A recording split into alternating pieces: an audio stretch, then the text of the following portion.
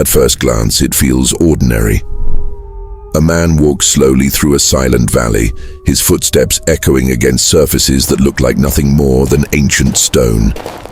The ground appears weathered, shaped by wind and time. There is no sign that anything here was ever built. No warning, no marker, just silence. And yet, something about the stillness feels unnatural, as if the land itself is holding its breath. As he moves closer, his hand brushes against the surface beside him. It feels colder than stone, harder, more deliberate.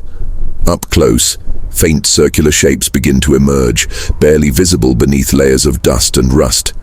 Traces of paint cling to the surface, worn thin by decades. The details feel wrong, but the scale hides the truth.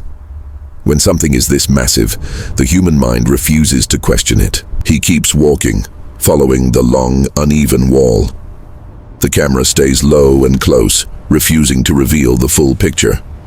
Rivets appear again and again, spaced with unnatural precision. Straight lines cut through what should be chaos. Nature does not repeat itself this way. Still, the valley offers no answers. Only silence. Only the sense that something enormous is being deliberately concealed. Then the camera begins to rise. Slowly at first, the ground pulls away.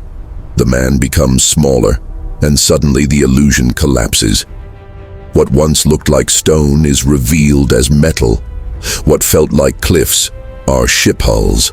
Ancient cargo ships and warships lie half-buried in the earth, fused together by rust and time, forming an entire valley of forgotten steel. These ships once crossed oceans. They carried supplies, weapons, people, and power. They were built to move, not to rest. Now they are trapped, swallowed by soil, their decks broken, their bodies split open. The man below stands frozen, dwarfed by vessels so large they have become geography. This is not a shipyard, this is a graveyard. As the story deepens, the landscape changes again. The man now walks beside a towering iron wall. Rectangular shapes appear along its side like windows in an abandoned building. From the ground, it feels architectural, industrial, familiar. The scale once again deceives the eye. The wall stretches endlessly, silent and imposing, as if guarding another secret beneath the valley floor. The camera lifts once more, and the truth reveals itself again. These are not buildings. They are trains. Old rail engines and rusted bogies lie in perfect lines across the valley, stacked and abandoned without tracks. Thousands of tons of iron, aligned with eerie intention. Machines that once connected cities now sit disconnected from time itself. From above, the hill is no hill at all. It is a mountain of wreckage. Aircraft fuselages lie torn open like shells, wings folded and fractured, engines frozen mid-purpose. Passenger planes, cargo planes, machines built to conquer the sky, now reduced to debris beneath open air. What once defied gravity has collapsed into the earth, layered one era on top of another, as if time itself discarded them here, overwhelmed by scale and intent. Ships, trains, planes, entire systems of movement erased and stacked like obsolete files. This is not random decay. This is organized abandonment. A place where progress was quietly retired, where the tools that shaped civilization were buried once they outlived their usefulness. No plaques, no history books. Just rust, silence, and the camera pulls back for the final time. The valley stretches endlessly, a continent-sized archive of human motion brought to a permanent halt. Roads lead nowhere. Machines sleep without purpose. And the most unsettling truth settles in. This place is not ancient, it is recent. The world did not lose these machines, it moved on from them. The air feels heavier here, as if the valley remembers every engine that once roared. Wind moves through broken frames, producing low metallic echoes that sound almost intentional. It is the hum of momentum lost. Innovation didn't fail here, it expired. Faster systems replaced slower ones, cleaner technologies buried dirtier dreams, and progress did what it always does. It kept going without looking back. The man turns away, but the valley does not release him. This is the end state of every breakthrough: relevance, dominance, and then disposal. What scares him is not the rust or the silence, it is the realization that today's miracles are tomorrow's debris. This valley is not about the past. It is a preview. Trains are not meant to stop like this. They are symbols of movement, progress, escape. Yet here, they rest forever. Rust eats through steel. Windows stare back like empty eyes. The valley stretches on, filled with the remains of journeys that never ended properly. No station, no destination, just silence. What lies here is not random decay. Ships, trains, cars, built for entirely different purposes, from different eras, from different worlds, all end in the same silence. This place was not created by time alone. Machines do not choose where they die. Someone chose this valley. Someone decided what would vanish from history. Rust works slowly, but it never forgets. It eats through steel the way memory fades, quietly, patiently, without mercy. Layer by layer, bolts dissolve, names disappear, and once proud machines lose their identity. Movement turns into weight, power becomes burden, and eventually even purpose is erased. Standing here, the man feels small, not because of the size of the machines, but because of what they represent. Every direction tells a different, unfinished story. A journey that never reached its end. A mission that was never explained. A future that was abandoned without witnesses. As the camera pulls higher, the full scale becomes impossible to ignore. The valley is not natural. It was shaped by choices. Choices made far away long ago by people who believed distance and time would bury the truth beneath layers of earth and rust. From this height, patterns emerged that were invisible on the ground. Lines, sections, order. The machines were not dumped, they were arranged. Grouped by size, by function, by era. Efficiency applied even in disposal. It is unsettling to realize that the same logic used to build civilization was also used to erase parts of it. The valley feels less like a graveyard and more like an archive that was never meant to be opened. A physical record of decisions made in boardrooms and war rooms, far removed from consequences. When something became inconvenient, outdated, or politically expensive, it was not destroyed. It was relocated, hidden in plain sight, under the assumption that obscurity equals erasure. The man notices something else now. Absence. No bodies, no personal belongings, just machines. As if humanity stepped away cleanly and let the tools take the blame. The silence is strategic. Without people, there are no stories to contradict the official ones. Without witnesses, rust becomes the only narrator left. Time continues its work, but not as intended. Instead of burying the past, it preserves it in decay. Each collapsing hull and shattered frame becomes harder to deny. The valley is patient. It does not demand attention. It waits, confident that sooner or later someone will look too closely and start asking the wrong questions. This is the cost side of progress that never makes it into documentaries. Innovation creates momentum, but it also creates leftovers. And when the leftovers become too large to ignore, they are pushed somewhere remote and labeled as resolved.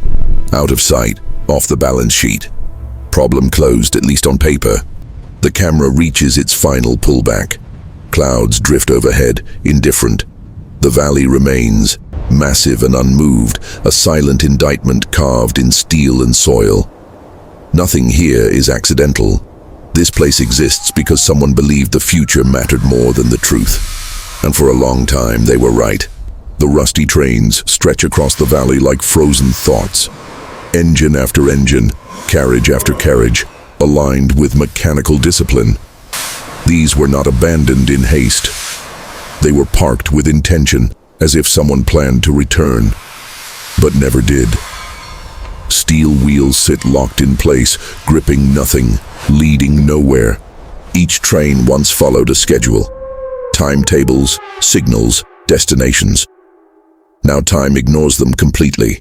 Rust replaces motion, silence replaces sound. The tracks are gone, but the habit of direction remains, etched into the metal itself. Even in decay, the trains still face forward. Paint peels away in layers, revealing older colors beneath. Different governments, different eras, different promises. Logos fade first, numbers last. Identity dissolves unevenly, as if history itself cannot decide what to forget. The trains become anonymous, stripped of ownership and responsibility. Inside the carriages, seats remain bolted to the floor. Windows are shattered or clouded white with age. Dust blankets everything equally, erasing class, purpose, and hierarchy. Passenger or cargo, luxury or utility, it no longer matters. Rust is the ultimate equalizer. These trains were built to connect people who would never meet. Cities, borders, economies. They carried labor, hope, escape, and sometimes war. Now they connect nothing at all. Their greatest achievement is stillness. Movement has been reduced to memory. The valley amplifies their failure. Wind whistles through broken doors, creating low, hollow tones, like distorted echoes of whistles that once signaled departure. No arrivals follow. The sound lingers, unfinished, trapped between past function and present ruin. What makes the sight unsettling is not the rust, but the order. The trains are too aligned, too neatly arranged to be forgotten accidentally. Someone decided that rail history would end here, that steel arteries of nations would be severed quietly, without ceremony. Progress did not destroy these trains. Replacement did. Faster systems, cleaner optics, better narratives. When something becomes inconvenient to maintain, it becomes easier to erase than to explain. The valley is the explanation no one wanted to give. Standing among them, the man realizes these trains are warnings, not relics. Every innovation believes it is permanent until it isn't. The valley does not discriminate between obsolete technology and outdated ambition. Everything ends up rusting the same way. From above, the rusty trains resemble veins without a heart. Infrastructure without intention. A system paused forever at the moment it stopped being useful. The valley does not mourn them, it simply holds them. Proof that even the strongest symbols of progress eventually arrive at their final station. Hidden beyond marked roads lies an old valley that can only be described as a graveyard for priceless vintage cars. From a distance it looks untouched, just dust, wind, and silence. But beneath that calm sits an impossible concentration of automotive history, resting where no museum ever claimed it and no archive ever catalogued it. What makes this valley unsettling is not just the age of the vehicles, but their rarity. Hand-built luxury sedans, pre-war prototypes, limited-run sports cars, models rumored to exist only in photographs. Some were never officially released. Others were quietly withdrawn from public records, as if their existence complicated a narrative someone wanted simplified. Several cars still carry unique design elements that never appeared again. Experimental engines, unconventional steering systems, body shapes that defied regulations of their time. These were test beds of ambition, ideas too expensive, too dangerous, or too politically inconvenient to move forward. Instead of being destroyed, they were sent here to disappear. There are no VIN trails that lead anywhere useful. Serial numbers are scratched out or replaced with internal markings that never matched public databases. This suggests the valley wasn't an accident of neglect, but a controlled endpoint. A place where innovation was quietly retired before it could raise questions. Some vehicles still contain personal traces, custom interiors, monogrammed details, hand-stitched leather never meant for mass production. These were not factory rejects. They were owned, driven, and then removed from circulation. The valley absorbed not just machines, but status, power, and stories that were never meant to be retold. Engine bays reveal another anomaly. Many cars show minimal wear, as if they were parked here early in their lifespan. Fluids dried, not leaked. Components intact, not cannibalized. This wasn't abandonment due to failure, it was abandonment by decision. Sudden, deliberate, and final. Local legends claim the valley was used during periods of economic resets, when symbols of excess became liabilities. Instead of public destruction, which invites attention, assets were relocated. Distance became discretion. Rust became deniability. Over time, memory did the rest of the work.